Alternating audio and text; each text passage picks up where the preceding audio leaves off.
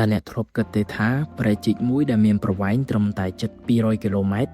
អាចធ្វើឲ្យមហាអំណាចពិភពលោកទាំង3ប្រទេសចាប់ដៃគ្នាចូលឈ្លានពានប្រទេសតែមួយហើយតែអ្នកធ្លាប់ដឹងទេថាការសម្រេចចិត្តរបស់មេដឹកនាំម្នាក់នៅក្នុងរយៈពេលត្រឹមប៉ុន្មាននាទីបានធ្វើឲ្យអង់គ្លេសនិងបារាំងដែលធ្លាប់ទៅជាចក្រភពធំបំផុតនៅលើពិភពលោកបានបាត់បង់ឥទ្ធិពលជាអចិន្ត្រៃយ៍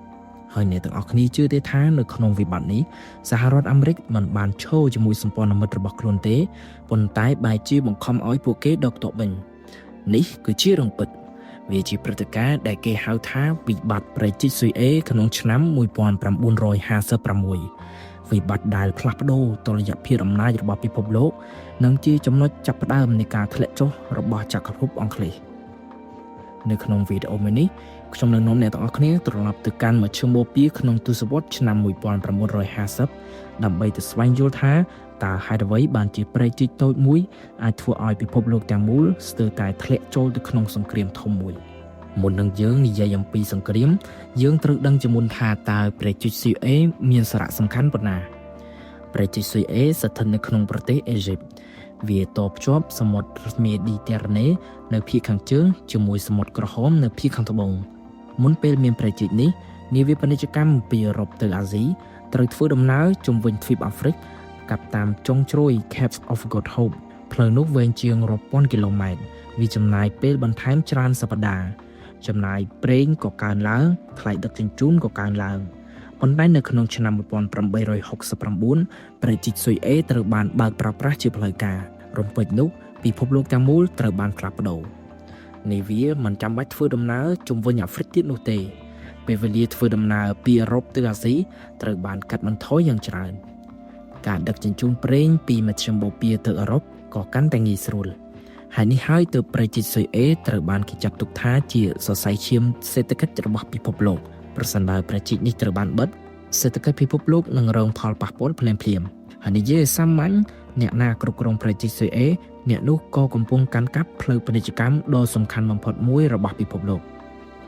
គំនិតបង្កើតផ្លូវទឹកនេះមិនមែនទើបតែកើតឡើងនៅសតវត្សទី19នោះទេតាំងពីសម័យអេហ្ស៊ីបបុរាណព្រះមហាក្សត្រទីច្រើនបានព្យាយាមជីកប្រឡាយតភ្ជាប់ទន្លេនីលទៅកាន់សមុទ្រក្រហមប៉ុន្តែគម្រោងទាំងនោះមិនអាចបំពេញតួនាទីជាប្រជិកអន្តរជាតិដោយសពថ្ងៃបាននោះឡើយរហូតដល់នៅក្នុងឆ្នាំ1859អ្នកការទូតជនជាតិបារាំង Ferdinand de Lesseps បានចាប់ផ្ដើមគម្រោងសាងសង់ប្រជិកជាថ្មីការសាងសង់មានរយៈពេល10ឆ្នាំកម្មកររាប់សែននាក់ត្រូវបានប្រើប្រាស់មនុស្សជាច្រើនបានស្លាប់ដោយសារជំងឺការខ្វះទឹកនិងលក្ខខណ្ឌការងារដ៏លំបាកនៅក្នុងឆ្នាំ1869ប្រជិកស៊ុយអេត្រូវបានសម្ពោធជាផ្លូវការពិធីសម្ពោធមានការចូលរួមពីស្ដេចនិងមេដឹកនាំជាច្រើនមកពីអឺរ៉ុបពិភពលោកទាំងមូលបានទទួលស្គាល់ថានេះជាសមិទ្ធផលវិស្វកម្មដ៏អស្ចារ្យបំផុតមួយនៃសតវត្សទី19នៅពេលនោះអង់គ្លេសគឺជាចក្រភពដ៏ធំបំផុតនៅលើពិភពលោកអាណានិគមរបស់ខ្លួនលាតសន្ធឹងពីអាហ្វ្រិកទៅអាស៊ីនិងអូសេអានីនៅក្នុងចំណោមអាណានិគមទាំងអស់ឥណ្ឌាគឺជាទ្រព្យសម្បត្តិដ៏មានតម្លៃបំផុតដើម្បីទៅដល់ឥណ្ឌានាវាអង់គ្លេសត្រូវឆ្លងកាត់ប្រជិកស៊ុយអេប្រសិនបើបាត់បង់ផ្លូវនេះអង់គ្លេសនឹងត្រូវធ្វើដំណើរវែងជាងមុនរាប់ពាន់គីឡូម៉ែត្រវានឹងធ្វើឲ្យការគ្រប់គ្រងចក្រភពកាន់តែពិបាកហេតុនេះហើយនៅក្នុងឆ្នាំ1875រដ្ឋាភិបាលអង់គ្លេសបានទិញយកភាគហ៊ុនយ៉ាងច្រើននៃក្រុមហ៊ុនគ្រប់គ្រងប្រជិកក្រោយមកនៅក្នុងឆ្នាំ1882អង់គ្លេសបានបញ្ជូនកងទ័ពចូលទៅកាន់កាប់អេហ្ស៊ីបទាំងមូលទោះបីជាអេហ្ស៊ីបនៅតែមានរដ្ឋាភិបាលរបស់ខ្លួនក៏ដោយប៉ុន្តែអំណាចពិតប្រាកដស្ថិតនៅក្នុងដៃរបស់អង់គ្លេសប្រជិកស៊ុយអេបានក្លាយទៅជាសរសៃឈាមរបស់ចក្រភពអង់គ្លេសជាច្រើនទសវត្សរ៍នៅដើមសតវត្សឆ្នាំ1950ប្រទេសអេហ្ស៊ីបទោះបីជាទទួលបានឯករាជ្យតាមផ្លូវការហើយក៏ដោយក៏ស្ថិតក្រោមឥទ្ធិពលរបស់អង់គ្លេសយ៉ាងខ្លាំងកងទ័ពអង់គ្លេសនៅតែឈរជើងនៅតំបន់ប្រជិកស៊ុយអេដោយអះអាងថាដើម្បីការពារផ្លូវពាណិជ្ជកម្មនិងផលប្រយោជន៍របស់ពិភពលោកប៉ុន្តែសម្រាប់ប្រជាជនអេហ្ស៊ីបវាមិនមែនជាការការពារទេវាគឺជានិមិត្តរូបនៃអាណានិគមនិងការបាត់បង់អធិបតេយ្យភាពនៅក្នុងពេលដំណើរគ្នានោះព្រះមហាក្សត្រហ្វារុកទី1ដែលគ្រប់គ្រងប្រទេសត្រូវបានគេចោទប្រកាន់ថាមានអំពើពុករលួយរស់នៅក្នុងជីវភាពប្រណិតហើយមិនអាចដោះស្រាយបញ្ហាសេដ្ឋកិច្ចនិងសង្គមបាន ការបរាជ័យរបស់កងទ័ពអារ៉ាប់នៅក្នុងសង្គ្រាមអារ៉ាប់អ៊ីស្រាអែលឆ្នាំ1948ក៏បានធ្វើឲ្យប្រជាជនបាត់បង់ទំនុកចិត្តទៅលើរបបរាជានិយមនៅក្នុងបរិយាកាសនេះក្រុមមន្ត្រីយោធាវ័យក្មេងមួយក្រុមដែលហៅថា Free Officers Movement បានចាប់ផ្ដើមរៀបចំផែនការផ្លាស់ប្ដូរប្រទេសមេដឹកនាំសំខាន់របស់ក្រុមមានលោក Gamal Abdel Nasser និងលោក Mohamed Naguib ពួកគេជឿថាអេស៊ីបមិនអាចក្លាយជាប្រទេសរឹងមាំបានឡើយដរាបណាឥទ្ធិពលបរទេសនៅតែមាននិងរបបចាស់នៅតែបន្តនៅយប់ថ្ងៃទី23ខែកក្កដាឆ្នាំ1952ក្រុមមន្ត្រីទាំងនេះបានចាប់ផ្ដើមធ្វើរដ្ឋប្រហារពួកគេបានគ្រប់គ្រងទីតាំងយោធាសំខាន់នៅទីក្រុងកាដោយមានការប្រយុទ្ធធំដុំមិនយូរប៉ុន្មានព្រះមហាក្សត្រ Farouk ត្រូវបានបង្ខំឲ្យដាក់រាជនិងនិរទេសខ្លួនចេញពីប្រទេសដំបូងឡើយ Mohamed Naguib ត្រូវបានតែងតាំងជាប្រធានាធិបតីប៉ុន្តែបន្តិចម្ដង Gamal Abdel Nasser បានក្លាយទៅជាអ្នកកាន់អំណាចពិតប្រាកដនៅក្នុងឆ្នាំ1954លោកបានកាន់តំណែងជានាយករដ្ឋមន្ត្រីហើយក្រោយមកបានក្លាយទៅជាប្រធានាធិបតីនៃអេស៊ីប Nasser មិនមែនជាមេដឹកនាំធម្មតានោះទេគាត់មានចក្ខុវិស័យធំគាត់ចង់ធ្វើឲ្យអេស៊ីបរួចផុតចេញពីឥទ្ធិពលអាណានិគមរួចបង្រួមប្រជាជាតិអារ៉ាប់និងធ្វើឲ្យប្រទេសរបស់ខ្លួនក្លាយទៅជាមហាអំណាចនៅក្នុងតំបន់សម្រាប់យុវជនអារ៉ាប់ជាច្រើនគាត់គឺជាវីរៈបុរសប៉ុន្តែសម្រាប់អង់គ្លេសនិងបារាំងគាត់គឺជាមនុស្សដែលគ្រោះថ្នាក់បំផុតម្នាក់ដើម្បីយល់ពីការសម្រេចចិត្តរបស់ Nasser យើងត្រូវទៅមើលបរិបទពិភពលោកនៅពេលនោះក្រោយចោលសង្គ្រាមលោកលើកទី2ពិភពលោកត្រូវបានបែងចែកជា2ប្លុកធំមួយដឹកនាំដោយសហរដ្ឋអាមេរិកដែលគ្រប់គ្រងដោយប្រព័ន្ធវុលធនិយមនិងប្រជាធិបតេយ្យហើយមួយទៀតដឹកនាំដោយសហភាពសូវៀតដែលគ្រប់គ្រងដោយប្រព័ន្ធកុម្មុយនីសក្នុងការប្រកួតប្រជែងរវាងមហាអំណាចទាំងពីរត្រូវបានគេស្គាល់ថាសង្គ្រាមត្រជាក់ទោះបីមិនមានការប្រយុទ្ធដោយផ្ទាល់ក៏ដោយក៏ពួកគេប្រកួតគ្នាទៅលើឥទ្ធិពលនយោបាយសេដ្ឋកិច្ចយោធានិងបច្ចេកវិទ្យាអេស៊ីបគឺជាប្រទេសមានទីតាំងយុទ្ធសាស្ត្រសំខាន់ទាំងអាមេរិកនិងសូវៀតសុទ្ធតែចង់ឲ្យអេស៊ីបស្ថិតនៅខាងខ្លួនប៉ុន្តែ Nasser មិនចង់ក្លាយទៅជាឧបករណ៍របស់មហាអំណាចណាមួយឡើយគាត់ជ្រើសរើសគោលនយោបាយមិនចូលបកសម្ព័ន្ធឬ Non-Alignment Movement ដោយព្យាយាមរក្សាទំនាក់ទំនងជាមួយភាគីទាំងពីរទោះជាយ៉ាងណាការរក្សាតុល្យភាពនេះមិនមែនជារឿងងាយស្រួលឡើយ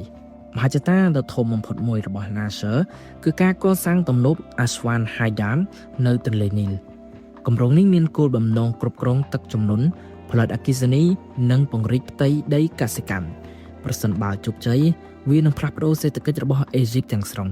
ជាដំបូងសហរដ្ឋអាមេរិកអង់គ្លេសនិងធនាគារពិភពលោកបានសន្យាផ្ដល់ប្រាក់កម្ចីដើម្បីសាងសង់ទំនប់ប៉ុន្តែក្រោយមកទំនាក់ទំនងរវាង Nasser និងលោកខាងលិចក៏ចាប់ផ្ដើមអាក្រក់ឡើងនៅក្នុងឆ្នាំ1955អេស៊ីបបានទិញអាវុធពីប្រទេសឈេកូស្លូវ៉ាគីដែលនៅពេលនោះជាសម្ព័ន្ធមិត្តរបស់សូវៀតសម្រាប់អាមេរិកនេះគឺជាសញ្ញាថាអេស៊ីបកំពុងខិតទៅជិតប្លុកកុម្មុយនីសបន្ថែមពីនេះ Nasser ក៏បានទទួលស្គាល់ថាសាធារណរដ្ឋប្រជាមានិតចិនដែលជារឿងមន្ត្រីចិត្តលោកខាងលិចជាលទ្ធផលនៅក្នុងខែកក្កដាឆ្នាំ1956សហរដ្ឋអាមេរិកនិងអង់គ្លេសបានសម្រេចចិត្តដកការផ្ដល់ជំនួយសម្រាប់គម្រោង Aswan ពួកគេសង្ឃឹមថាការដកជំនួយនេះនឹងបង្ខំឲ្យ Nasser ផ្លាស់ប្ដូរនយោបាយរបស់ខ្លួនប៉ុន្តែពួកគេបានគិតខុស Nasser មិនបានដកថយឡើយផ្ទុយទៅវិញគាត់បានសម្រេចចិត្តធ្វើសកម្មភាពដែលនឹងធ្វើឲ្យពិភពលោកទាំងមូលភ្ញាក់ផ្អើលនៅទីក្រុង Alexandria មនុស្សរាប់ម៉ឺននាក់បានប្រមូលផ្ដុំគ្នាស្ដាប់សន្ទរកថារបស់ប្រធានាធិបតី Nasser ដំបូងសន្ទរកថាមើលទៅដូចជាការនិយាយធម្មតាប៉ុន្តែភ្លាមៗមក Nasser បានលើកឈ្មោះ Ferdinand de Lesseps ដែលជាវិស្វករបារាំងនិងជាអ្នកផ្ដួចផ្ដើមសាងសង់ព្រះជីកស៊ុយអេនេះគឺជាពាក្យសម្ងាត់ដែលបានកំណត់ជាមុនភ្លាមៗនោះកងកម្លាំងអេស៊ីបបានចូលកាន់កាប់ការិយាល័យរបស់ក្រុមហ៊ុន Suez Canal Company នៅតាមបណ្ដោយព្រះជីកបុគ្គលិកបរទេសត្រូវបានជូនដំណឹងថាក្រុមហ៊ុននេះលែងស្ថិតក្រោមការគ្រប់គ្រងរបស់បារាំងនិងអង់គ្លេសទៀតហើយបន្ទាប់មក Nasser បានប្រកាសពាក្យដែលធ្វើឲ្យហ្វូងមនុស្សផ្ទុះសម្លេងមកអបអរសាទរចាប់តាំងពីថ្ងៃនេះទៅព្រះជីកស៊ុយអេទាំងមូលគឺជាទ្រព្យសម្បត្តិរបស់ប្រជាជនអេស៊ីបមនុស្សរាប់ម៉ឺននាក់បានស្រែកហូកញ្ជ្រៀវសម្រាប់ពួកគេនេះមិនមែនជាគ្រាន់តែជាការកាន់កាប់ក្រុមហ៊ុនមួយប៉ុណ្ណោះទេប៉ុន្តែវាជាការប្រកាសថាអេស៊ីបនឹងសម្រេចជោគវាសនារបស់ខ្លួនដោយខ្លួនឯងប៉ុន្តែនៅក្នុងទីក្រុងឡុងនិងប៉ារីសវិញ បរិយាកាសខុសគ្នាទាំងស្រុងមេដឹកនាំអង់គ្លេសនិងបារាំងបានចាត់ទុកការជាតូបនីយកម្មនេះថាជាការប្រមាថដ៏ធ្ងន់ធ្ងរនិងជាការគំរាមកំហែងដល់ផលប្រយោជន៍ជាតិរបស់ពួកគេបានចាប់ផ្ដើមពិភាក្សាអំពីជំរើសមួយដែលនឹងនាំពិភពលោកឲ្យឈានទៅរកសង្គ្រាមការប្រកាសជាតូបនីយកម្មប្រជាជាតិស៊ុយអេនៅថ្ងៃទី26ខែកក្កដាឆ្នាំ1956បានបង្កឲ្យមានរលកនៃការភ្ញាក់ផ្អើលពេញពិភពលោកប៉ុន្តែសម្រាប់ប្រជាជនអេស៊ីបវាគឺជាថ្ងៃនៃមោទនភាពជាតិនៅតាមដងផ្លូវនៃទីក្រុងកែ Alexandria និង Port Said មនុស្សរាប់ម៉ឺននាក់បានចេញមកអបអរសាទរពួកគេលើកទង់ជាតិច្រៀងបទស្នេហាជាតិនិងឈ្មោះ Gamal Abdel Nasser ដោយក្តីរំភើបជាច្រើនទសវត្សរ៍មកហើយពួកគេឃើញថាប្រជាជាតិស៊ុយអេដែលស្ថិតនៅលើទឹកដីរបស់ខ្លួនតែប្រាក់ចំណេញភាគច្រើនហូរចូលក្រុមហ៊ុនបារាំងនិងអង់គ្លេសឥឡូវនេះ Nasser បានប្រាប់ពួកគេថាប្រាក់ចំណូលពីប្រជិកនឹងត្រូវយកទៅសាងសង់ទំនប់អាស្វ៉ាតនិងអភិវឌ្ឍប្រទេសប៉ុន្តែនៅក្នុងទីក្រុងឡុងបរិយាកាសគឺតានតឹងខ្លាំង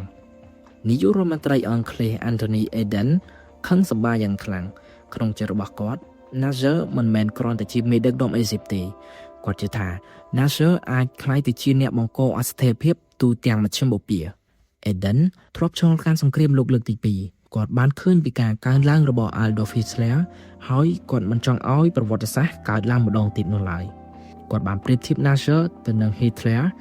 ដោយជឿថាប្រសិនបើអនុញ្ញាតឲ្យ Nasser ឈ្នះនោះប្រទេសអារ៉ាប់ផ្សេងទៀតនឹងធ្វើតាមអង់គ្លេសនឹងបាត់បង់ឥទ្ធិពលទាំងស្រុងនៅមជ្ឈិមបូព៌ាឯប្រទេសបារាំងក៏ខឹងមិនចាញ់អង់គ្លេសដែរ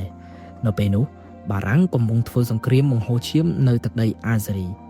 ក្រុមបះបោ FLN កំពុងតស៊ូដើម្បីឯករាជ្យពីបារាំង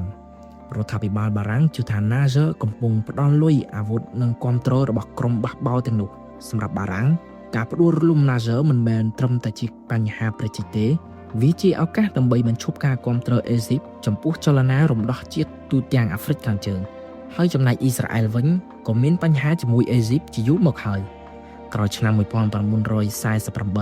ព្រំដែនរវាងប្រទេសទាំងពីរមិនដែលស្ងប់ស្ងាត់ឡើយក្រុម Fidjian បានឆ្លងព្រំដែនពីតំបន់ Gaza ដើម្បីវាយប្រហារអ៊ីស្រាអែលក៏តបតវិញជាញឹកញាប់លើពីនេះ Nasser បានបិទច្រកសមុទ្រ Strait of Tiran មិនឲ្យនាវីអ៊ីស្រាអែលឆ្លងកាត់នេះក៏មានន័យថាកំពង់ផែអ៊ីឡាតរបស់អ៊ីស្រាអែលត្រូវបានកាន់ផ្ដាច់ពីសមុទ្រក្រហមសម្រាប់រដ្ឋាភិបាលអ៊ីស្រាអែលនេះគឺជាការគំរាមកំហែងសន្តិសុខជាតិដោយផ្ទាល់ដូច្នេះនៅពេលអង់គ្លេសនិងបារាំងចាប់ផ្ដើមស្វែងរកសម្ព័ន្ធមិត្តអ៊ីស្រាអែលបានឆ្លើយតបយ៉ាងរហ័ស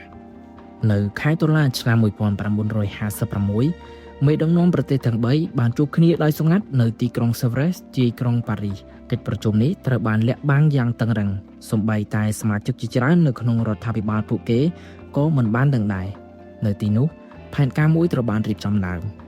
ជំហានទី1អ៊ីស្រាអែលនឹងបើកការវាយប្រហារចូលអូទ្វីបស៊ីណៃរបស់អេស៊ីបហើយជំហានទី2អង់គ្លេសនិងបារាំងនឹងចេញសេចក្តីប្រកាសថាដើម្បីការពារប្រជិកពួកគេត្រូវតែស្នើឲ្យភាគីទាំងពីរដកទ័ពចេញពីតំបន់ប្រជិកពួកគេដឹងយ៉ាងច្បាស់ថាអេស៊ីបនឹងមិនយល់ព្រមឡើយហើយនៅពេលដែលអេស៊ីបបដិសេធអង់គ្លេសនិងបារាំងនឹងប្រើលេសដើម្បីវាយប្រហារជាផ្លូវការពួកគេអាងថាកំពុងធ្វើជាអ្នករក្សាសន្តិភាពប៉ុន្តែជាការពិតគោលដៅគឺកាន់កាប់ប្រជិកឡើងវិញនិងបង្ខំឲ្យ Nasser ចុះចេញពីអំណាចនៅល្ងាចថ្ងៃទី29ខែតុលាឆ្នាំ1956ប្រតិបត្តិការក៏បានចាប់ផ្ដើមកងទ័ពអ៊ីស្រាអែលរាប់ម៉ឺននាក់បានឆ្លងចូលឧទ្វីបស៊ីណៃទាហានឆាត់យងត្រូវបានទម្លាក់នៅជិតមីត្រាប៉ាសដែលជាច្រកភ្នំយុទ្ធសាស្ត្រសំខាន់រថក្រោះនិងយានយន្តយោធារាប់រយគ្រឿងបានរុលចូលទៅមុខយ៉ាងលឿនកងទ័ពអេស៊ីបមានការភ្ញាក់ផ្អើលយ៉ាងខ្លាំងពួកគេមិនបានរំពឹងថាការវាយប្រហារនឹងកើតឡើងលឿនបែបនេះនោះទេទោះបីជាអេស៊ីបមានចំនួនទាហានច្រើនក៏ដោយការសម្របសម្រួលនិងការបញ្ជាការនៅតំបន់ស៊ីណៃក៏មានបញ្ហាអ៊ីស្រាអែលបានប្រើប្រាស់យុទ្ធសាស្ត្រចល័តលឿនដោយរថក្រោះនិងទ័ពអាកាសធ្វើការសម្របសម្រួលយ៉ាងមានប្រសិទ្ធភាពនៅក្នុងរយៈពេលតែប៉ុន្មានថ្ងៃកងទ័ពអ៊ីស្រាអែលបានរុលចូលជ្រៅនៅក្នុងស៊ីណៃដោយជាការគ្រោងទុកអង់គ្លេសនិងបារាំងបានចេញឱសានវាទពួកគេទាមទារឲ្យអេស៊ីបនិងអ៊ីស្រាអែលដកទ័ពចេញឲ្យឆ្ងាយពីប្រជាជាតិស៊ុយអេប៉ុន្តែមានបញ្ហាមួយការប្រយុទ្ធទាំងអស់កំពុងកើតឡើងនៅលើទឹកដីអេស៊ីបបើអេស៊ីបយល់ព្រមនោះមានន័យថាខ្លួនត្រូវដកទ័ពចេញពីទឹកដីរបស់ខ្លួនឯង Nasser ក៏បានបដិសេធភ្លាមៗគាត់បាននិយាយថា អេស៊ីបមិនអាចទទួលយកលក្ខខណ្ឌដែលរំលោភអធិបតេយ្យភាពរបស់ខ្លួនបាននោះឡើយនេះហើយគឺជាអ្វីដែលអង់គ្លេសនិងបារាំងរងចាំនៅថ្ងៃទី31ខែតុលាឆ្នាំ1956យន្តហោះចម្បាំងរបស់ប្រទេសទាំងពីរក៏បានចាប់ផ្ដើមទម្លាក់គ្រាប់បែកទៅលើមូលដ្ឋានទ័ពអាកាសរបស់អេស៊ីបនៅក្នុងរយៈពេលខ្លីយន្តហោះជាច្រើនរបស់អេស៊ីបត្រូវបានបំផ្លាញនៅលើដីមុនពេលអាចហោះឡើងតតាំងបានដំណាក់កាលថ្មីនៃវិបត្តិប្រជិតស៊ុយអេបានចាប់ផ្ដើមហើយប៉ុន្តែអ្វីដែលអង់គ្លេសបារាំងនិងអ៊ីស្រាអែលមិនបានរំពឹងទុកនោះគឺមិនមែនជាការតស៊ូរបស់អេស៊ីបនោះទេផ្ទុយទៅវិញវាគឺជាប្រតិកម្មរបស់មហាអំណាចពីរដែលកំពុងដឹកនាំពិភពលោកគឺសហរដ្ឋអាមេរិកនិងសហភាពសូវៀតការសម្រេចចិត្តរបស់ប្រទេសទាំងពីរនេះនឹងផ្លាស់ប្ដូរលទ្ធផលនៃសង្គ្រាមទាំងមូលហើយក៏ក្លាយទៅជាចំណុចរបត់ដ៏សំខាន់បំផុតមួយនៅក្នុងប្រវត្តិសាស្ត្រសតវត្សទី20នៅថ្ងៃទី31ខែតុលាឆ្នាំ1956សង្គ្រាមបានឈានចូលដល់ដំណាក់កាលថ្មីបន្ទាប់ពីអេស៊ីបបដិសេធអសានវត្តរបស់អង់គ្លេសនិងបារាំងយន្តហោះចម្បាំងរបស់ប្រទេសទាំងពីរបានហោះចេញពីមូលដ្ឋានយោធានៅលើកោះស៊ីបនិងនាវាផ្ទុកចន្លោះនៅក្នុងសមុទ្រមេឌីទែរ៉ាណេគោលដៅដំបូងរបស់ពួកគេគឺបំផ្លាញកងទ័ពអាកាសអេស៊ីបនៅពេលថ្ងៃរះយន្តហោះទម្លាក់គ្រាប់បែកជាច្រើនគ្រឿងបានឆ្លងកាត់ផ្ទៃមេឃរបស់អេស៊ីបគ្រាប់បែកបានធ្លាក់ទៅលើអាកាសយានដ្ឋានយោធា Caravets, Almanzar, Lujor និងមូលដ្ឋានជាច្រើនទៀតគោលបំណងគឺសាមញ្ញបំផ្លាញយន្តហោះអេស៊ីបទាំងអស់មុនពេលវាអាចហោះឡើងបានយុទ្ធសាស្ត្រនេះធ្លាប់ត្រូវបានប្រើដោយអាល្លឺម៉ង់នៅក្នុងសង្គ្រាមលោកលើកទី2និងក្រោយមកត្រូវបានអ៊ីស្រាអែលប្រើម្ដងទៀតនៅក្នុងសង្គ្រាម6ថ្ងៃឆ្នាំ1967នៅក្នុងរយៈពេលត្រឹមតែប៉ុន្មានម៉ោងអេស៊ីបបានបាត់បង់យន្តហោះអស់ជាច្រើនសិបគ្រឿងអំណាចនៅលើអាកាសក៏បានធ្លាក់ចូលទៅក្នុងដៃអង់គ្លេសនិងបារាំងស្ទើរតែទាំងស្រុងបន្ទាប់ពីធានាបានការគ្រប់គ្រងដែនអាកាសកងទ័ពជើងតាំងរបស់អង់គ្លេសនិងបារាំងបានចាប់ផ្ដើមចូលទៅជិតមាត់ព្រែកស៊ុយអេនៅក្នុងទីក្រុង Port Said ដែលស្ថិតនៅជ្រកខាងជើងនៃព្រែកជីកបានក្លាយទៅជាគោលដៅសំខាន់ទីក្រុងនេះមិនត្រឹមតែជាកំពង់ផែធំប៉ុណ្ណោះទេប៉ុន្តែវាគឺជាទ្វារចូលទៅកាន់ព្រែកជីកទាំងមូលប្រសិនបើ Port Said ធ្លាក់ចូលទៅក្នុងដៃសម្ព័ន្ធមិត្តនោះការគ្រប់គ្រងព្រែកជីកនឹងកាន់តែងាយស្រួលនៅក្នុងថ្ងៃទី5ខែវិច្ឆិកាឆ្នាំ1956កងទ័ពឆាប់យងរបស់អង់គ្លេសនិងបារាំងត្រូវបានទម្លាក់ចុះពីលើមេឃទាហានរាប់ពាន់នាក់បានចុះចតនៅជុំវិញទីក្រុងបន្ទាប់មកកងទ័ពម៉ារីនបានចុះចតពីនាវាចម្បាំងមកកាន់ឆ្នេរសមុទ្រប្រតិបត្តិការនេះត្រូវបានរៀបចំយ៉ាងល្អិតល្អន់ប៉ុន្តែពួកគេមិនបានរំពឹងថាការតស៊ូនៅក្នុងទីក្រុងនឹងពិបាកបែបនេះឡើយទោះបីជាអេស៊ីបាត់បង់អំណាចនៅលើអាកាសក៏ដោយការប្រយុទ្ធនៅលើដីក៏មិនបានបញ្ចប់ឡើយកងទ័ពអេស៊ីបបានដកថយទៅតាមផ្លូវដែលបានរៀបចំទុកនៅក្នុង Port Said ទាហាននិងប្រជាពលរដ្ឋរួមគ្នាបង្កើនរបាំងការពារផ្លូវតូចៗក៏ត្រូវបានបិទរថយន្តត្រូវបានយកមកធ្វើជារនាំងអគារខ្ពស់ៗក្លាយជាទីតាំងសម្រាប់អ្នកបាញ់ស៊ីកប្រជាជនមួយចំនួនដែលមិនធ្លាប់កាន់អាវុធផងបានស្ម័គ្រចិត្តចូលរួមការពារទីក្រុងការប្រយុទ្ធពីផ្ទះមួយទៅផ្ទះមួយបានធ្វើឲ្យកងទ័ពអង់គ្លេសនិងបារាំងដើរយឺតជាងផែនការដែលបានគ្រោងទុកពួកគេមានអាវុធទំនើបជាងមានយន្តហោះច្រើនជាងមាននាវាចម្បាំងធំជាងប៉ុន្តែការគ្រប់គ្រងទីក្រុងដែលមានការតស៊ូពីប្រជាជនមិនមែនជារឿងងាយស្រួលនោះឡើយក្នុងពេលដែលការប្រយុទ្ធកំពុងកើតឡើង Nasser បានចេញបញ្ជាមួយដែលធ្វើឲ្យមនុស្សជាច្រើនភ្ញាក់ផ្អើលគាត់បានបញ្ជាឲ្យលេចនាវាជាច្រើនគ្រឿងនៅក្នុងប្រជិតស៊ុយអេហើយមូលហេតុអ្វីចម្លើយគឺដើម្បីបិទផ្លូវទឹកប្រសិនបើអង់គ្លេសនិងបារាំងកាន់កាប់ប្រជិកបានប៉ុន្តែពួកគេមិនអាចប្រើប្រាស់វាបាននោះជ័យជំនះរបស់ពួកគេក៏គ្មានន័យដែរនាវាពាណិជ្ជកម្មមិនអាចឆ្លងកាត់បានប្រាក់ចំណូលប្រជិកក៏ត្រូវបានផ្អាកសេដ្ឋកិច្ចពិភពលោកចាប់ផ្ដើមមានការព្រួយបារម្ភសកម្មភាពនេះបានបង្ហាញថា Nasser មិនត្រឹមតែគិតគូរអំពីសមរភូមិបច្ចុប្បន្ននោះទេគាត់កំពុងតែគិតអំពីសម្ពាធអន្តរជាតិដែលនឹងកើតឡើងនៅពេលផ្លូវពាណិជ្ជកម្មសំខាន់បំផុតមួយរបស់ពិភពលោកត្រូវបានបិទនៅក្នុងទីក្រុងញូវយ៉កអង្គការសហប្រជាជាតិបានបើកកិច្ចប្រជុំជាបន្ទាន់ប្រទេសជាច្រើនបានរិះគន់នឹងការវាយប្រហាររបស់អង់គ្លេសបារាំងនិងអ៊ីស្រាអែល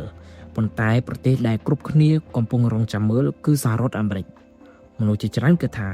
អាមេរិកនឹងគាំទ្រសម្ព័ន្ធមិត្តរបស់ខ្លួនយ៉ាងណាក៏ដោយអ្វីដែលបានកើតឡើងគឺផ្ទុយស្រឡះប្រធានាធិបតីអាមេរិកលោក Eisenhower មិនត្រូវបានអង់គ្លេសឬបារាំងប្រាប់អំពីផែនការវាយប្រហារនេះជាមុនឡើយនៅពេលដែលសារព័ត៌មានមកដល់សេតាវិមាន Eisenhower មានការខឹងសម្បារយ៉ាងខ្លាំង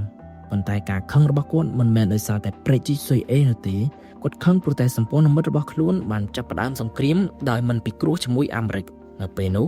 ក៏ជិតមកដល់ការបោះឆ្នោតប្រធានាធិបតីអាមេរិកផងដែរ Eisenhower មិនចង់ឲ្យពិភពលោកយល់ថាអាមេរិកកំពុងគាំទ្រការវិលត្រឡប់ទៅសម័យអាណានិគមគាត់បារម្ភថាប្រសិនបើប្រជាជាតិអារ៉ាប់ខឹងលោកខាងលិចពួកគេអាចងាកទៅរកសហភាពសូវៀតនោះនឹងធ្វើឲ្យសង្គ្រាមត្រជាក់កាន់តែគ្រោះថ្នាក់ Eisenhower មិនបានបញ្ជូនទាហានទៅប្រយុទ្ធនោះទេគាត់បានប្រើប្រាស់អាវុធមួយដែលខ្លាំងជាងកាំភ្លើងនោះគឺសេដ្ឋកិច្ចនៅពេលនោះសេដ្ឋកិច្ចអង់គ្លេសកំពុងពឹងផ្អែកយ៉ាងខ្លាំងទៅលើប្រាក់ដុល្លារអាមេរិករូបិយប័ណ្ណផោនរបស់អង់គ្លេសកំពុងស្ថិតក្រោមសម្ពាធប្រសិនបើអាមេរិកបដិសេធជួយគាំទ្រវាអាចធ្វើឲ្យសេដ្ឋកិច្ចអង់គ្លេសជួបវិបត្តិធ្ងន់ធ្ងររដ្ឋាភិបាលអាមេរិកបានបញ្ជាក់យ៉ាងច្បាស់ថាប្រសិនបើអង់គ្លេសមិនបញ្ឈប់ប្រតិបត្តិការយោធាអាមេរិកនឹងមិនជួយសង្គ្រោះរូបិយប័ណ្ណផោនឡើយនេះគឺជាសម្ពាធដែលអង់គ្លេសមិនអាចមើលរំលងបានជាលើកដំបូងនៅក្នុងប្រវត្តិសាស្ត្រសម័យក្រោយសង្គ្រាមលោកលើកទី2មហាអំណាចចាស់ត្រូវបានមហាអំណាចថ្មីបង្ខំឲ្យផ្លាស់ប្ដូរនយោបាយរបស់ខ្លួនប៉ុន្តែនេះមិនទាន់តែជាសម្ពាធតែមួយនោះទេនៅក្នុងទីក្រុងមូស្គូមេដឹកនាំសហភាពសូវៀត Nikita Khrushchev ក៏បានចេញសារព្រមានដ៏គួរឲ្យភ្ញាក់ផ្អើលដែលធ្វើឲ្យពិភពលោកព្រួយបារម្ភថាវិបត្តិប្រជិស៊ុយអេអាចវិវត្តទៅជាការប៉ះទង្គិចដោយផ្ទាល់រវាងមហាអំណាចនុយក្លេអ៊ែរនៅដើមខែវិច្ឆិកាឆ្នាំ1956ស្ថានភាពនៅអេហ្ស៊ីបកាន់តែតានតឹងកងទ័ពអ៊ីស្រាអែលបានគ្រប់គ្រងឧបទ្វីបស៊ីណៃស្ទើរតែទាំងស្រុងកងទ័ពអង់គ្លេសនិងបារាំងក៏បានវាយលុកចូលទីក្រុងប៉ូសេតនិងកំពង់រ៉ូលចូលទៅទិសខាងត្បូងតាមបណ្ដោយប្រជិស៊ុយអេបើមើលតែផ្នែកយោធាអេហ្ស៊ីបហាក់ដូចជាជិតចាញ់សង្គ្រាមប៉ុន្តែសង្គ្រាមមួយមិនត្រូវបានសម្រេចដោយតែកាំភ្លើងរថក្រោះឬយន្តហោះនោះទេពេលខ្លះអ្នកដែលឈ្នះនៅលើសមរភូមិអាចចាញ់នៅលើទុកនយោបាយហើយនោះគឺជាអ្វីដែលកំពុងតែកើតឡើងនៅថ្ងៃទី5ខែវិច្ឆិកាឆ្នាំ1956មេដឹកនាំសហភាពសូវៀត Nikita Khrushchev បានផ្ញើសារមួយទៅកាន់រដ្ឋាភិបាលអង់គ្លេសបារាំងនិងអ៊ីស្រាអែលភាសានៅក្នុងសារនោះមានលក្ខណៈរឹងមាំនិងគំរាមកំហែងយ៉ាងខ្លាំង Khrushchev បានចោទប្រកាន់ថាប្រទេសទាំង3កំពុងប្រព្រឹត្តអំពើឈ្លានពានទៅលើប្រទេសអធិបតេយ្យតែមួយគាត់បានព្រមានថាប្រសិនបើការវាយប្រហារមិនបញ្ឈប់នោះទេសូវៀតអាចនឹងចាត់វិធានការដោយផ្ទាល់នៅពេលនោះសហភាពសូវៀតគឺជាមហាអំណាចនុយក្លេអ៊ែរដូច្នេះសាររបស់ Khrushchev បានធ្វើឲ្យមនុស្សជាច្រើនកំពុងព្រួយបារម្ភថាវិបត្តិនេះអាចរាលដាលទៅជាសង្គ្រាមធំរវាងមហាអំណាចអ្នកប្រវត្តិសាស្ត្រមួយចំនួនជឿថាការគំរាមកំហែងរបស់សូវៀតភាគច្រើនគឺជាសង្គ្រាមផ្លូវចិត្តពីព្រោះនៅពេលនោះសូវៀតកំពុងតែជាប់រវល់នឹងបង្ក្រាបការបះបោរនៅក្នុងប្រទេសហុងគ្រីផងដែរទោះជាយ៉ាងណាគ្មាននរណាម្នាក់ហ៊ានមើលស្រាលការគំរាមពីប្រទេសដែលមានអាវុធនុយក្លេអ៊ែរនោះឡើយនៅក្នុងពេលដំណើរគ្នានៅក្នុងទីក្រុងញូវយ៉កកិច្ចប្រជុំបន្ទាន់របស់មហាសន្និបាតអង្គការសហប្រជាជាតិបានបន្តពិភាក្សាអំពីវិបត្តិនេះដោយសារអង់គ្លេសនិងបារាំងជាសមាជិកអចិន្ត្រៃយ៍នៃក្រុមប្រឹក្សាសន្តិសុខហើយអាចប្រើប្រាស់សិទ្ធិវេតូបានបញ្ហាត្រូវបានលើកទៅកាន់មហាសន្និបាតវិញប្រទេសជាច្រើនបានអំពាវនាវឲ្យមានបទចម្បាញ់ភ្លាមៗគំនិតថ្មីមួយក៏ត្រូវបានលើកឡើងដែរគឺការបង្កើតកងរក្សាសន្តិភាពរបស់អង្គការសហប្រជាជាតិឬ United Nations Emergency Force នេះគឺជាលើកដំបូងនៅក្នុងប្រវត្តិសាស្ត្រដែលអង្គការសហប្រជាជាតិបានបង្កើតកងកម្លាំងអន្តរជាតិដើម្បីចូលទៅបម្រើភាគីដែលកំពុងប្រយុទ្ធគំនិតនេះត្រូវបានជំរុញយ៉ាងសំខាន់ដោយរដ្ឋមន្ត្រីការបរទេសកាណាដា Lester B. Pearson ដែលក្រោយមកទទួលបានពានរង្វាន់ Nobel សន្តិភាពដោយសារតែតួនាទីរបស់គាត់នៅក្នុងការដោះស្រាយវិបត្តិនេះខណៈដែលសង្គ្រាមនៅអេស៊ីបកំពុងបន្តនៅក្នុងទីក្រុងឡុងវិបត្តិមួយទៀតក៏បានផ្ទុះឡើងវាមិនមែនជាវិបត្តិយោធាទេវាគឺជាវិបត្តិហិរញ្ញវត្ថុវិនិយោគិនចាប់ផ្ដើមបាត់បង់ទំនុកចិត្តទៅលើរូបិយប័ណ្ណផោនរបស់អង់គ្លេសមនុស្សជាច្រើនបានប្តូរផោនទៅជាប្រាក់ដុល្លារធនាគារកណ្ដាលអង់គ្លេសត្រូវចំណាយទុនបម្រុងបរទេសយ៉ាងច្រើនដើម្បីទប់ស្កាត់ការធ្លាក់ចុះនៃតម្លៃផោនរដ្ឋាភិបាលអង់គ្លេសដឹងថាប្រសិនបើស្ថានភាពបន្តបែបនេះសេដ្ឋកិច្ចអាចដួលរលំពួកគេសង្ឃឹមថាសហរដ្ឋអាមេរិកនឹងជួយប៉ុន្តែ Eisenhower នៅតែរក្សាជំហរដដែលគ្មានជំនួយហិរញ្ញវត្ថុលុះត្រាតែអង់គ្លេសយល់ព្រមបញ្ចប់សង្គ្រាមសម្ពាធនេះកាន់តែធ្ងន់ធ្ងរជាងការប្រយុទ្ធទៅលើសមរភូមិទៅទៀត Anthony Eden បានចំណាយពេលជាច្រើនឆ្នាំដើម្បីកសាងកេរ្តិ៍ឈ្មោះជាអ្នកការទូតដ៏រឹងមាំប៉ុន្តែឥឡូវនេះ គាត់ត្រូវប្រឈមមុខនឹងការពិតដ៏ឈឺចាប់មួយអង់គ្លេសមិនអាចធ្វើសង្គ្រាមធំដោយគ្មានការគាំទ្រពីសហរដ្ឋអាមេរិកបានទៀតទេនៅថ្ងៃទី6 ខែវិច្ឆិកាឆ្នាំ1956អង់គ្លេសនិងបារាំងបានយល់ព្រមឈប់បាញ់ការវាយប្រហារដែលគ្រោងនឹងកាន់កាប់ប្រជិកទាំងមូលត្រូវបានបញ្ឈប់មុនពេលសម្រេចចិត្តគោលដៅកងទ័ពរបស់ពួកគេបានគ្រប់គ្រងបានតែតំបន់ជុំវិញ Port Said ប៉ុណ្ណោះនៅខែធ្នូឆ្នាំ1956កងទ័ពអង់គ្លេសនិងបារាំងបានចាប់ផ្ដើមដកខ្លួនចេញពីអេស៊ីបកងរក្សាសន្តិភាពរបស់អង្គការសហប្រជាជាតិបានចូលមកជំនួសប៉ុន្តែប៉ុន្មានខែក្រោយមកអ៊ីស្រាអែលត្រូវបានបង្ខំចិត្តដកទ័ពចេញពីឧបទ្វីបស៊ីណៃនិងតំបន់ហ្គាហ្សាទោះបីជាអ៊ីស្រាអែលទទួលបានការធានាថានាវារបស់ខ្លួនអាចឆ្លងកាត់ច្រកសមុទ្រ Strait of Tyrrell បានវិញក៏ដោយក៏ពួកគេត្រូវបោះបង់ទឹកដីដែលបានដណ្ដើមយកបើគិតតាមសមត្ថភាពយោធាអង់គ្លេសបារាំងនិងអ៊ីស្រាអែលបានបង្ហាញថាពួកគេមានកម្លាំងខ្លាំងជាងអេស៊ីបប៉ុន្តែបើវាស់តាមលទ្ធផលនយោបាយអ្នកឈ្នះពិតប្រាកដគឺជា Gamal Abdel Nasser គាត់នៅតែកាន់អំណាចប្រទេសស៊ុយអេស្ថិតនៅក្រោមការគ្រប់គ្រងរបស់អេស៊ីបប្រជាប្រិយភាពរបស់គាត់បានកើនឡើងយ៉ាងខ្លាំងមិនត្រឹមតែនៅអេស៊ីបទេប៉ុន្តែនៅទូទាំងពិភពអារ៉ាប់មនុស្សជាច្រើនចាត់ទុកថាគាត់គឺជានិមិត្តរូបនៃការតស៊ូប្រឆាំងអាណានិគមផ្ទុយទៅវិញអាន់តូនីអ៊ីដិនត្រូវប្រឈមមុខនឹងការរិះគន់យ៉ាងខ្លាំងនៅក្នុងប្រទេសរបស់ខ្លួនមិនយូរប៉ុន្មានគាត់ក៏បានលាលែងពីតំណែងនាយករដ្ឋមន្ត្រីអ្នកប្រវត្តិសាស្ត្រជាច្រើនចាត់ទុកវិបត្តិប្រទេសស៊ុយអេថាជាចំណុចបញ្ចប់នៃចក្រភពអង់គ្លេសនិងបារាំងនៅក្នុងនាមជាមហាអំណាចពិភពលោកមុនឆ្នាំ1956ប្រទេសទាំងពីរនៅតែជឿថាពួកគេអាចប្រើកម្លាំងយោធាដើម្បីការពារផលប្រយោជន៍របស់ខ្លួនដោយការពីសតវត្សមុនប៉ុន្តែវិបត្តិនេះបានបង្ហាញពីការពិតថ្មីមួយពិភពលោកបានផ្លាស់ប្ដូរហើយចាប់ពីពេលនោះតទៅប្រទេសមួយដែលចង់ធ្វើសកម្មភាពយោធាធំៗត្រូវគិតពីជំហររបស់សហរដ្ឋអាមេរិកនិងសហភាពសូវៀតជាមុនសិនមហាអំណាចចាស់កំពុងចុះខ្សោយហើយមហាអំណាចថ្មីពីរកំពុងកំណត់ទិសដៅនយោបាយពិភពលោកនៅពេលសម្លេងកំភ្លើងស្ងប់ស្ងាត់នៅពេលដែលផ្សែងពីការទម្លាក់គ្រាប់បែកនៅលើទីក្រុង Port Said ចាប់ផ្ដើមរាយបាត់ហើយនៅពេលដែលកងទ័ពអង់គ្លេសបារាំងនិងអ៊ីស្រាអែលចាប់ផ្ដើមដកខ្លួនចេញពីទឹកដីអេស៊ីបវិបត្តិប្រទេសស៊ុយអេក៏បានបញ្ចប់ជាផ្លូវការប៉ុន្តែឥទ្ធិពលរបស់វាមិនបានបញ្ចប់ត្រឹមឆ្នាំ1956ឡើយផ្ទុយទៅវិញវាបានផ្លាស់ប្ដូរទិសដៅនយោបាយពិភពលោកអស់ជាច្រើនទសវត្សរ៍បន្ទាប់បើនិយាយពីផ្នែកយោធាអេស៊ីបបានបាត់បង់យន្តហោះជាច្រើនកងទ័ពនៅឧបទ្វីបស៊ីណៃត្រូវបានបំបែកទីក្រុង Port Said ទទួលរងការខូចខាតយ៉ាងធ្ងន់ធ្ងរមនុស្សជាច្រើនបានស្លាប់និងរងរបួសប៉ុន្តែបើនិយាយពីផ្នែកនយោបាយ Gamal Abdel Nasser គឺជាអ្នកឈ្នះដ៏ធំបំផុតគាត់មិនត្រូវបានផ្ដួលរំឡើយប្រជាស៊ុយអេនៅតែស្ថិតក្រោមការគ្រប់គ្រងរបស់អេស៊ីបប្រាក់ចំណូលពីប្រជាត្រូវបានយកទៅជួយផ្ដល់ហិរញ្ញប្បទានគម្រោងទំនប់អាស្វានទូទាំងពិភពអារ៉ាប់ឈ្មោះ Nasser បានក្លាយទៅជានិមិត្តរូបនៃការប្រឆាំងអាណានិគមមនុស្សជាច្រើនជឿថាប្រទេសតូចមួយក៏អាចប្រឈមមុខនឹងចក្រភពធំៗបានដែរប្រសិនបើមានការដឹកនាំនិងការគាំទ្រពីប្រជាជនសម្រាប់អង់គ្លេសវិបត្តិនេះគឺជាការបរាជ័យដ៏ជឿឆាប់បំផុតមួយក្រោយសង្គ្រាមលោកលើកទី2អស់រយៈពេលជាងមួយសតវត្សរ៍អង់គ្លេសធ្លាប់តែជាប្រទេសដែលមានចក្រភពធំបំផុតនៅលើពិភពលោកគេធ្លាប់និយាយថាព្រះអាទិត្យមិនដែលលិចទៅលើចក្រភពអង់គ្លេសប៉ុន្តែនៅក្នុងឆ្នាំ1956ពិភពលោកបានឃើញការពិតមួយអង់គ្លេសមិនអាចធ្វើសង្គ្រាមធំដោយខ្លួនឯងបានទៀតនោះឡើយប្រសិនបើគ្មានការគាំទ្រពីសហរដ្ឋអាមេរិកសូម្បីតែមហាអំណាចចាស់ក៏ត្រូវបង្ខំចិត្តដកថយដែរសម្រាប់បារាំងវិបត្តិនេះក៏ជំរុញឲ្យរដ្ឋាភិបាលពិចារណាឡើងវិញអំពីអនាគតអាណានិគមរបស់ខ្លួនប៉ុន្មានឆ្នាំក្រោយមកប្រទេសជាច្រើននៅអាហ្វ្រិកទទួលបានឯករាជ្យវិបត្តិនេះបានបង្ហាញថាមេដឹកនាំពិតប្រាកដរបស់លោកខាងលិចមិនមែនអង់គ្លេសទៀតនោះទេគឺសហរដ្ឋអាមេរិក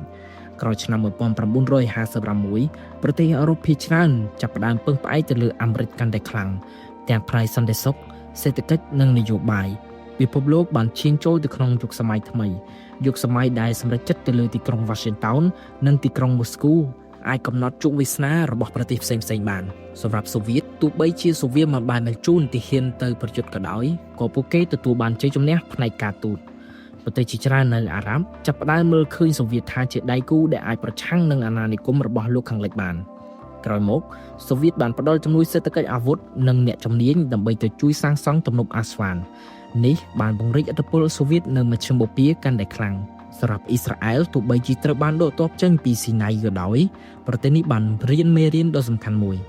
ព ពួកគេបានឃើញថាការវាយប្រហារយ៉ាងរហ័សការសម្របសម្រួលរវាងកងទ័ពជើងគោកកងទ័ពអាកាសនិងកងទ័ពឆ័ត្រយងអាចផ្ដល់អត្ថប្រយោជន៍យ៉ាងច្រើនមេរៀនទាំងនេះត្រូវបានអ៊ីស្រាអែលយកទៅអនុវត្តនៅក្នុងសង្គ្រាម6ថ្ងៃឆ្នាំ1967ដែលធ្វើឲ្យពួកគេទទួលបានជ័យជំនះលឿនបំផុតមួយនៅក្នុងប្រវត្តិសាស្ត្រយោធាវិបត្តិប្រជាស្វអេបានបង្រៀនឲ្យពិភពលោកនៅមេរៀនសំខាន់ៗជាច្រើនទី1កម្លាំងយោធាមិនមែនជាកត្តាតែមួយដែលសម្រេចជ័យជំនះឡើយអង់គ្លេសបារាំងនិងអ៊ីស្រាអែលគឺឈ្នះនៅលើសមរភូមិប៉ុន្តែពួកគេចាញ់នៅលើឆាកនយោបាយមេរៀនទី2សេដ្ឋកិច្ចអាចមានអំណាចខ្លាំងជាងអាវុធសហរដ្ឋអាមេរិកមិនចាំបាច់បាញ់មួយគ្រាប់ឡើយគ្រាន់តែប្រើសម្ពាធហិរញ្ញវត្ថុអង់គ្លេសក៏ត្រូវបានបញ្ឈប់សង្គ្រាមមេរៀនទី3អង្គការសហប្រជាជាតិអាចដើរតួនាទីសំខាន់នៅក្នុងការបញ្ឈប់ជម្លោះអន្តរជាតិការបង្កើតកងរក្សាសន្តិភាព UNEF បានក្លាយទៅជាគំរូសម្រាប់បេសកកម្មរក្សាសន្តិភាពជាច្រើននៅពេលក្រោយទី4ការគ្រប់គ្រងផ្លូវដឹកជញ្ជូនអន្តរជាតិគឺជាបញ្ហាភូមិសាស្ត្រនយោបាយដ៏រសើបសូម្បីតែសពថ្ងៃប្រទេសស៊ុយអេនៅតែជាផ្លូវទឹកដ៏សំខាន់បំផុតមួយសម្រាប់ពាណិជ្ជកម្មសកលនៅពេលដែលមានការរាំងស្ទះឬចំនួននៅទីនោះតម្លៃប្រេងនិងការដឹកជញ្ជូននិងសេដ្ឋកិច្ចពិភពលោកសុទ្ធតែអាចរងផលប៉ះពាល់ប្រហែលជាអ្នកខ្លះគិតថាវិបត្តិនេះបានកើតឡើងជាង70ឆ្នាំមុនហើយចុះហេតុអ្វីយើងនៅតែរៀនអំពីវាហើយចម្លើយគឺដោយសារតែវាជាចំណុចមួយនៃរបត់នៃប្រវត្តិសាស្ត្រពិភពលោកវាបានបង្ហាញថាយុគសម័យអាណានិគមកំពុងតែឈានដល់ទីបញ្ចប់សហរដ្ឋអាមេរិកនិងសហភាពសូវៀតបានក្លាយទៅជាមហាអំណាចសំខាន់បំផុតប្រទេសកំពុងអភិវឌ្ឍអាចទាមទារអធិបតេយ្យភាពលើធនធានរបស់ខ្លួនការទូតសម្ពាធសេដ្ឋកិច្ចនិងមតិសាធារណៈអន្តរជាតិអាចផ្លាស់ប្ដូរលទ្ធផលនៃសង្គ្រាមបាននៅលើផែនទីប្រទេសស៊ុយអេគ្រាន់តែជាផ្លូវទឹកប្រវែង